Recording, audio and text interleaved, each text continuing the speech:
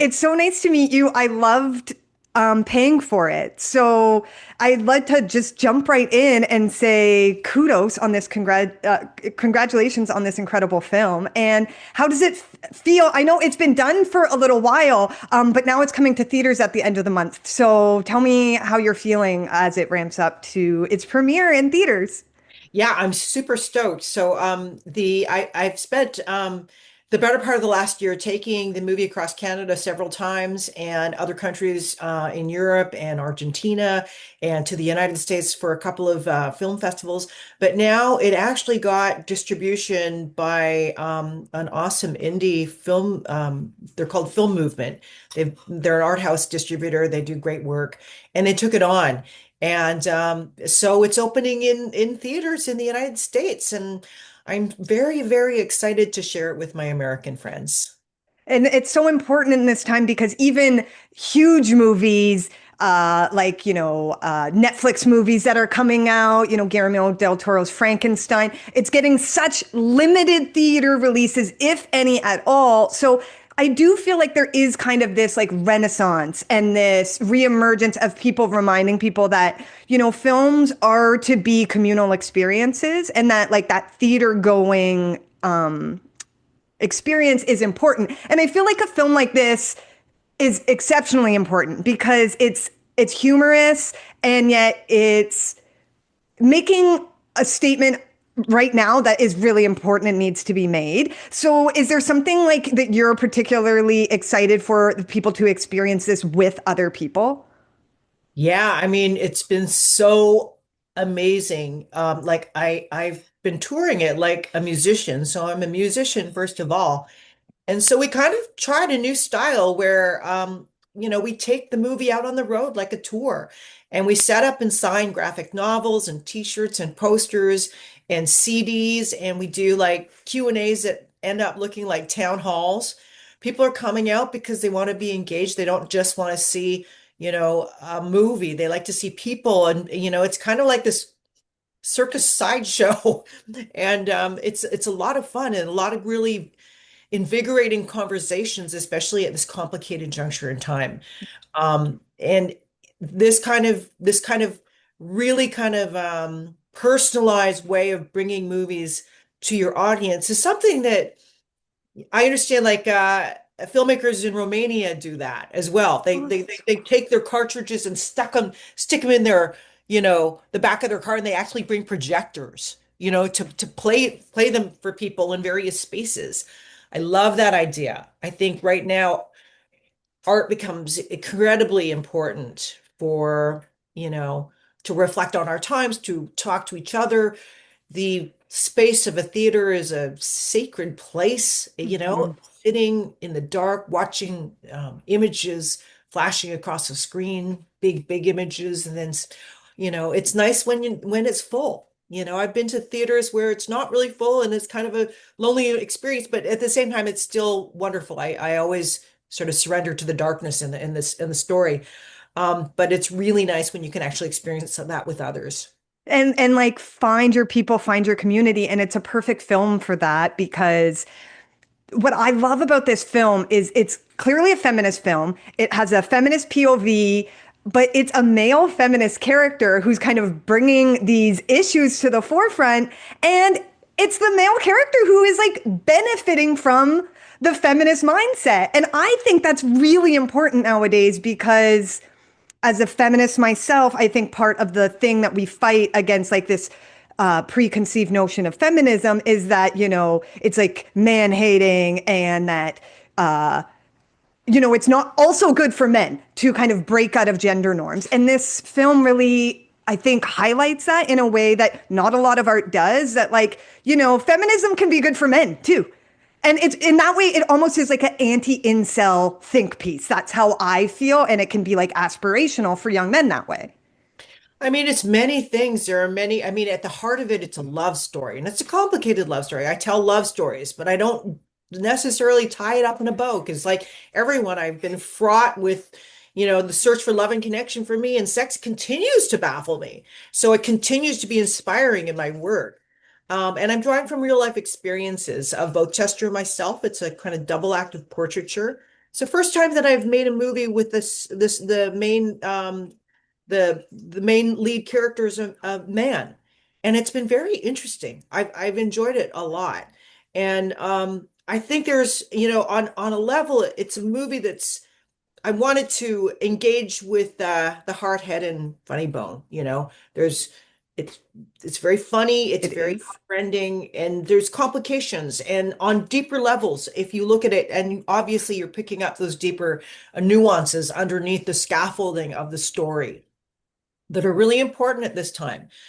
And I think we're all living in this world right now, and it's changing rapidly. And I try as much as I can to imbibe every element, every aspect of inquiring, curiosity, playfulness, and care. And so that extends to not just the story itself. I mean, Chester is um, he's a person who's had a long career of like just fighting the good fight. A lot of his work is deeply freedom loving and kind of caring and fair minded. And I as well try to create work that is important and not just fluffy, but wrestles with issues that I'm wrestling with. And I realize too right now, there's a lot of division, and feminism is what you make of it. And I have my own personal feeling of what feminism is. And feminism uplifts everyone, you know, Exactly. it just does. Yep. And I feel like what I can contribute is through my art, and something that elevates your feeling, is not just a pretty pink bow, but is kind of at once a warm hug, but it as well challenges your perceptions and beliefs, and ask you to gently interrogate your own biases. And that's what we can do right now. And so even like I hope some incels come out and watch it and kind of go, oh, maybe I like to make work for everyone, because truly I believe we're way more similar than we are different. Despite, it's a flaming turd online, Yes. Yes. and in the streets. And yet when I walk the streets of Toronto, and in my work as a public broadcaster, putting my body on the line day after day, asking people to open up about their lives, I see there's a lot of cooperation and goodwill among people who have very different opinions in the world. So I think that is where I would like to emphasize my contributions at this point in time. And this movie really, the whole cast and all of the creative partners, I have never grown tired of watching the movie, and I've seen it so many times because I just see everybody's good work up on screen, and I'm really proud of everyone. And you did hit the nail on the head exactly of that comforting, warm hug, which makes it like a safe space to explore these ideas and opinions. And I do think it so beautifully captures how people do have different takes on things. And you Yeah. can still be friends. You can still show up for each other. Even the kind of vignettes of Chester's four friends, and they all have their different takes and opinions on his journey, and yet they still show up for each other consistently. And I think that's so beautiful. And also, there's this intersectionalism. I love that it's not aside from the labor conversation, but that is part of it. And I wanted to ask, I feel as artists, the job seems harder to be interdisciplinary and kind of interconnected in that way. Like you're like, I'm tackling feminism, but I'm also tackling like class. But it kind of is hard to separate those things, I feel, for an artist like yourself who is interdisciplinary in the actual like creation processes as well. So can you speak to that a little bit of if it makes things more complicated, or actually if it is easier to let things kind of like blend in a real world way? Yeah, I don't find it difficult. I find it exciting. Yeah. I work in music. I have built my communities in music for many generations. Many of my peers contributed to the film, intergenerational peers in underground, incredible music who pretty much donated their music videos to me to make So this cool. movie. I could just reach out to them and say, "Hey, what do you say?" And I just talk over the fence because Ian from Thrush lives over there. He's like, "I'll be right by. I'll bring it by." I work with his daughter choreographing dance. It's a lived community of art reflecting life and vice versa that I have been living. If there is any challenge, it's like doing things on a shoestring requires really inventive problem solving, of which I did. I shot in my house where the real life events occurred. I looked at the material afterwards, saw there were chasms, made little dioramas like a Incredible. Godzilla movie, made those, reshot, went to Chester's place, shot extra B-roll there, came up with the opening sequence. So, as independent artists and as a musician, you learn this in life in your process. So I'm very happy. Like I've always been a multidisciplinary person. I'm a visual artist, dancer, broadcaster. I think of broadcasting what you're doing as one of the colors of that's an art practice to me. So it's they're all blend, and I'm able to understand work within one and then see its corollary. Who would have known that writing for radio in a kind of vernacular would help in my script writing for dialogue? It does. Yeah. And like writing a sequence of songs for a set list that you're playing in, music has everything to do with editing. In fact, music is Right. editing. And when you edit, for me, it's on a beat. There's an intent, a pulse. Being a musician, knowing what I'm singing from my heart, I can take that. I feel a resonance when I know it's no baloney and it's for real and it's hitting the mark. Not always does that happen. Sometimes I'm distracted.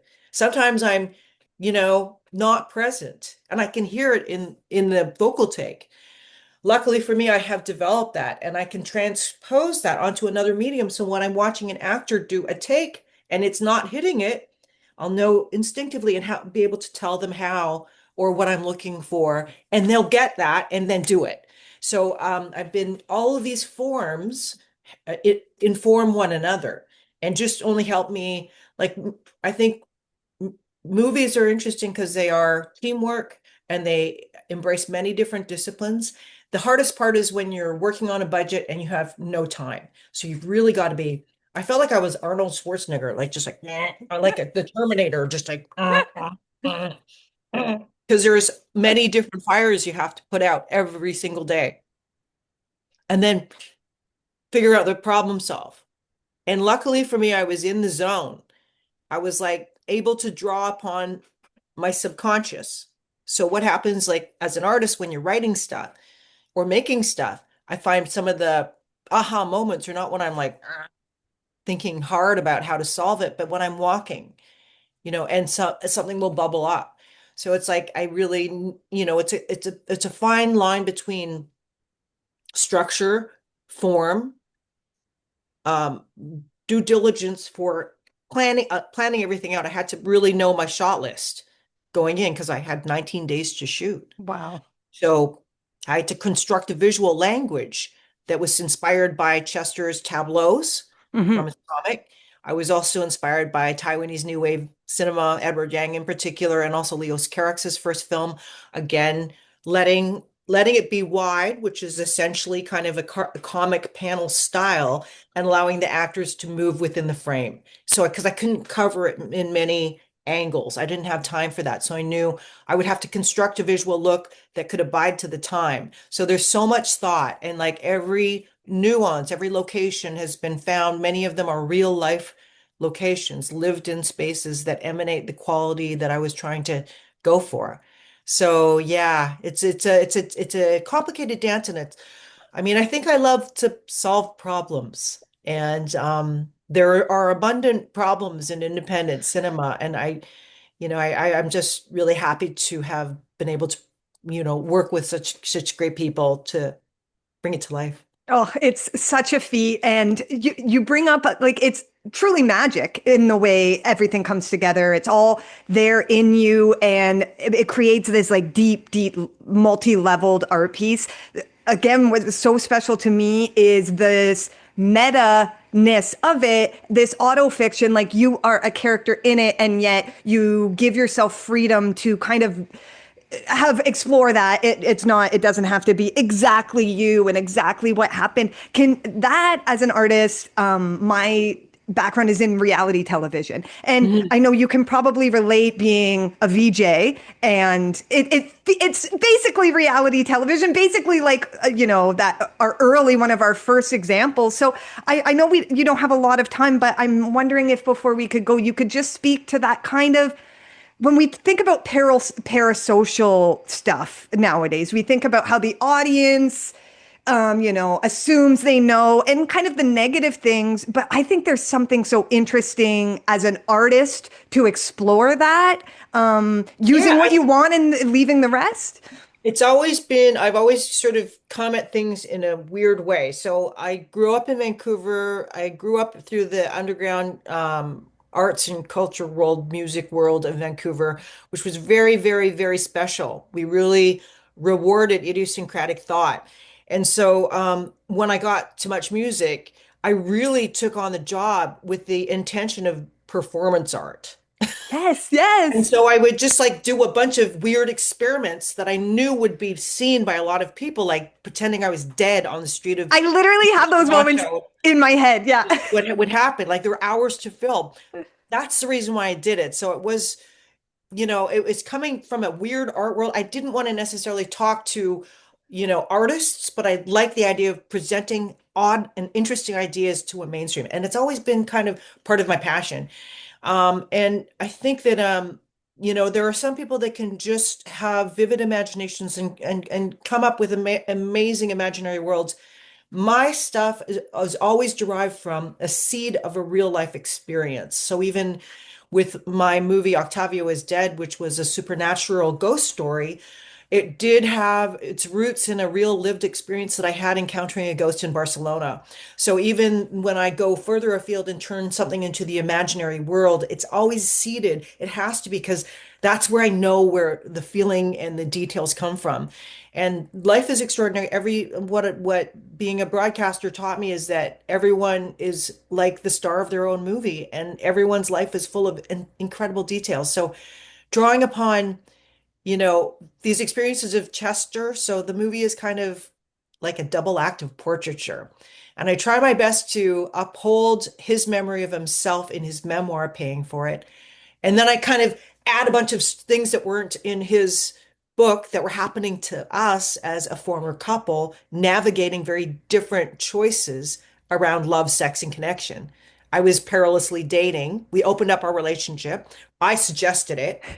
Um, I started dating and he started to pay for sex, and we still lived together in this tiny, Kensington Market home and learned to figure it out together.